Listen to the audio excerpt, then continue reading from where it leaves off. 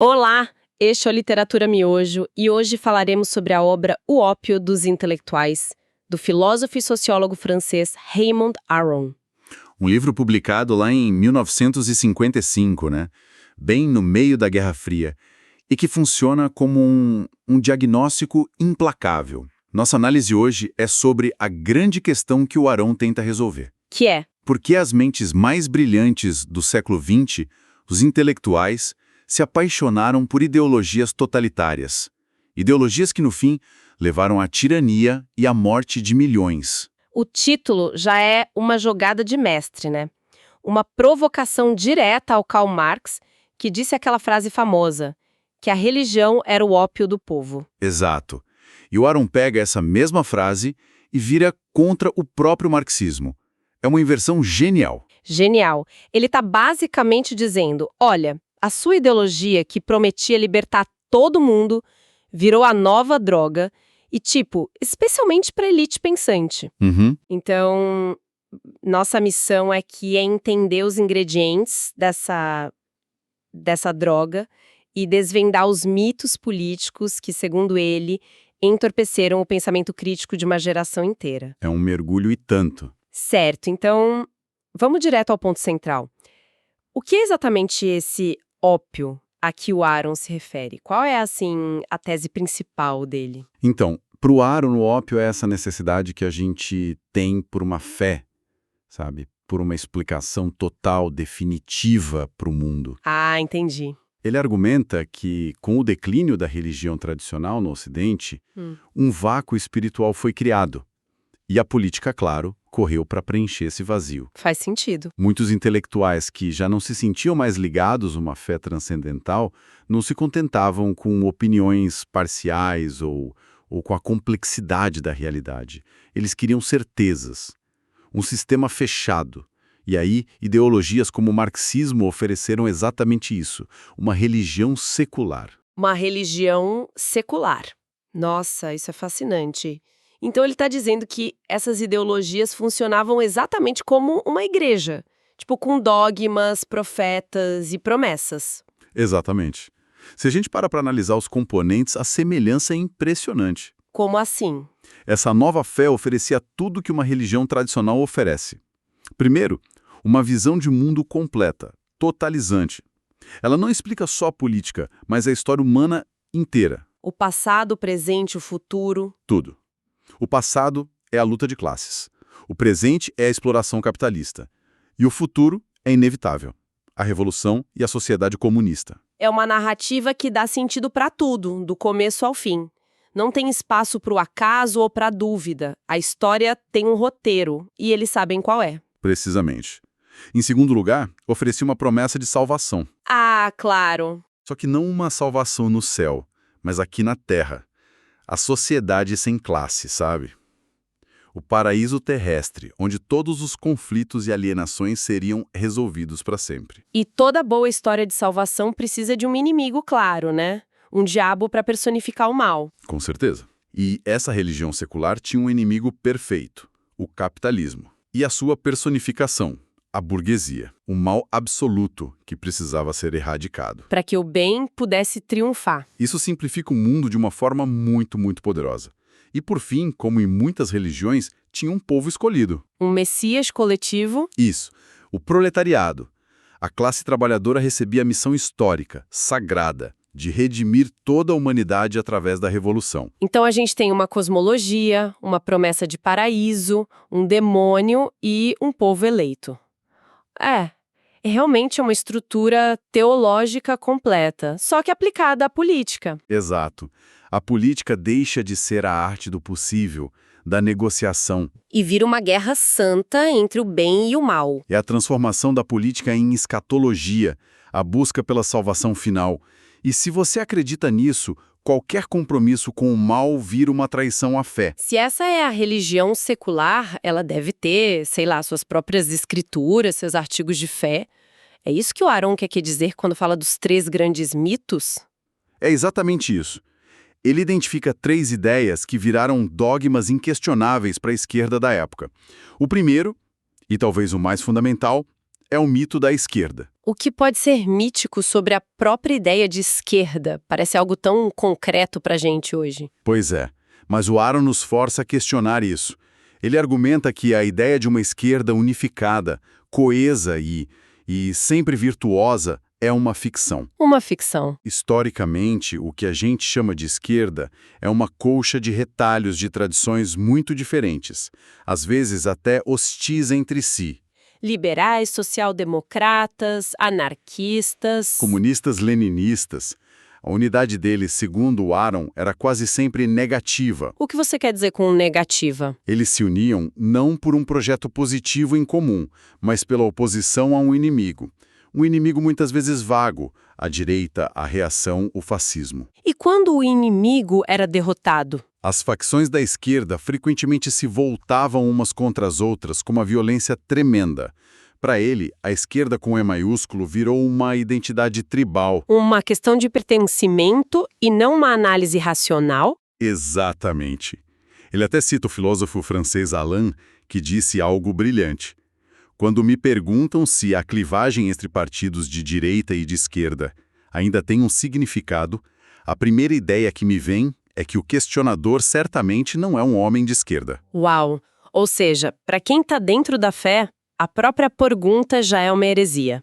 A identidade ser de esquerda vira um dogma que não pode ser questionado. Um artigo de fé. Isso é muito poderoso e me leva a pensar no segundo mito que ele aponta, o mito da revolução. Aí se tem. Esse tem um apelo imenso, né?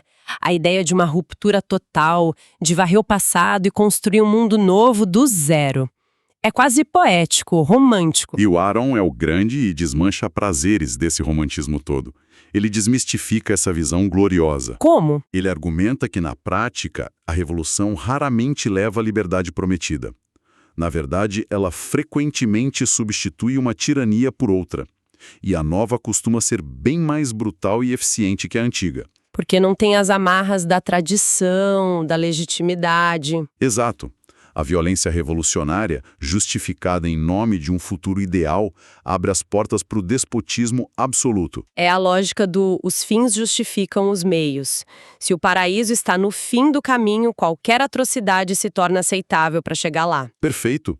O Aron é muito direto e cínico nisso. Ele afirma que, no final das contas, toda revolução é simplesmente a substituição violenta de uma elite por outra. Pesado. E ele usa o exemplo da Revolução Russa de forma devastadora. No início, ela atraiu toda a vanguarda artística e intelectual da Europa. Poetas, cineastas, pintores. Todo mundo via em Moscou a aurora de uma nova era de liberdade criativa, né? Sim. Mas o que aconteceu uma década depois?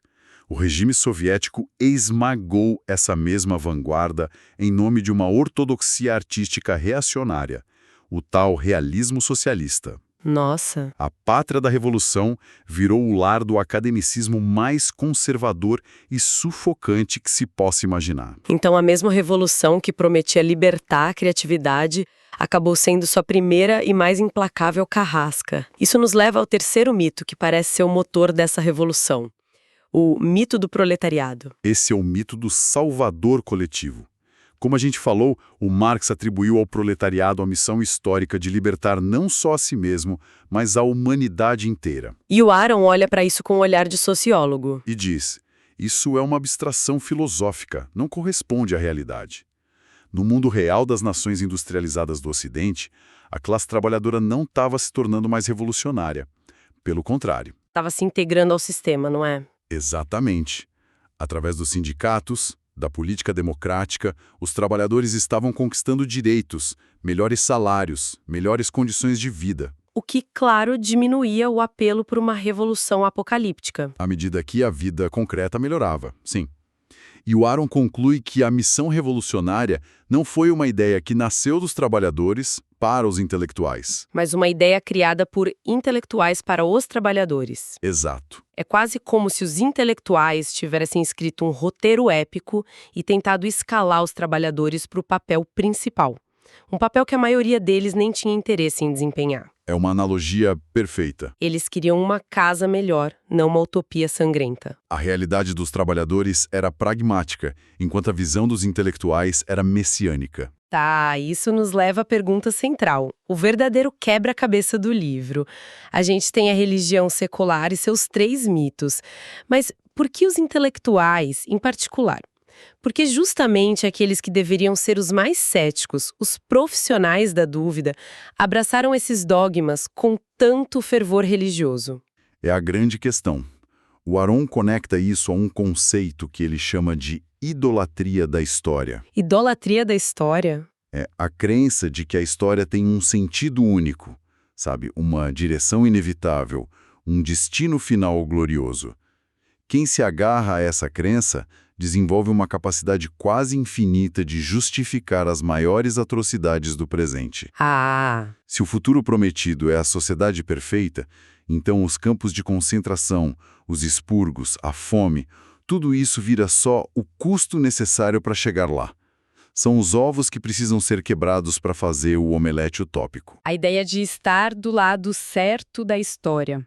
É uma frase que a gente ouve até hoje, o tempo todo. O tempo todo. O Aron estava diagnosticando um fenômeno que só se acelerou na era da internet, onde todo mundo está desesperado para se posicionar do lado moralmente correto da narrativa. Exatamente. Ele viu como essa crença permite que as pessoas justifiquem a crueldade no presente em nome de um bem hipotético no futuro. O mecanismo é o mesmo. Seja um intelectual parisiense dos anos 50 defendendo os expurgos de Stalin, Ou um debatedor online hoje justificando posições extremas. Aron menciona o choque que foi o discurso do Khrushchev, em 56, denunciando os crimes de Stalin.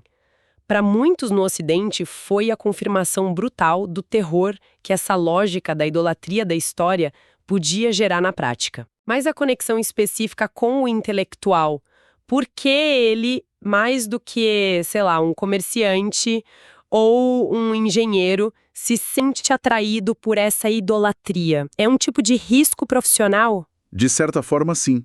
O intelectual é um homem de ideias, de abstrações.